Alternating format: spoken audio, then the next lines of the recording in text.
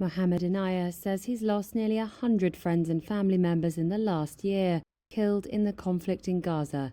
They weigh heavily on him, half a world away where the 60-year-old automotive engineer lives in Detroit's suburbs. It took me hours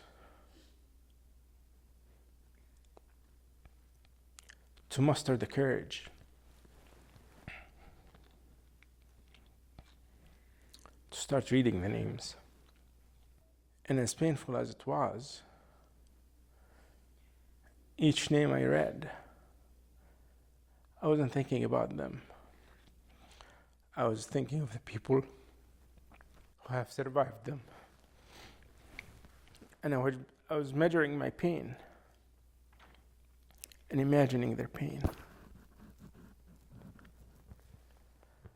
And my pain was immeasurable. And that led me to feel worse about the situation because thinking about their pain.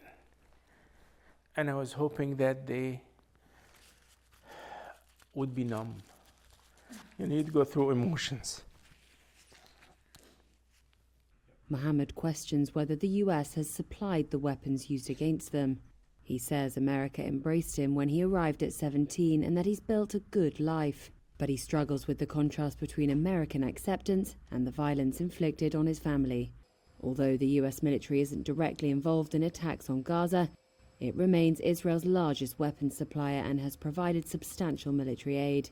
He's one of several 100,000 Arab Americans and Muslims in Michigan, many of whom have family in Gaza or Lebanon.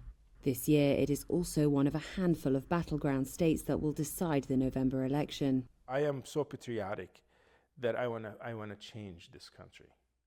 Enayah says events in Gaza have swayed his vote. He plans to choose Green Party candidate Jill Stein for president in November, rather than Democratic Vice President Kamala Harris or Republican Donald Trump.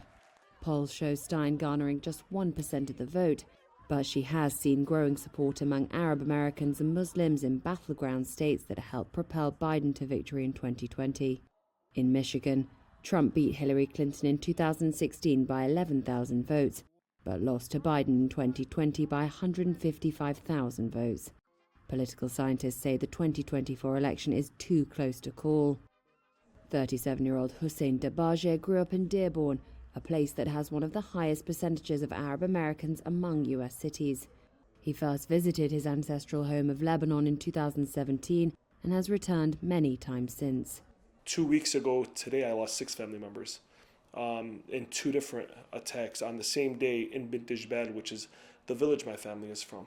Dabajeh says Gaza, and now the strikes in Lebanon, is taking its toll on his community. It's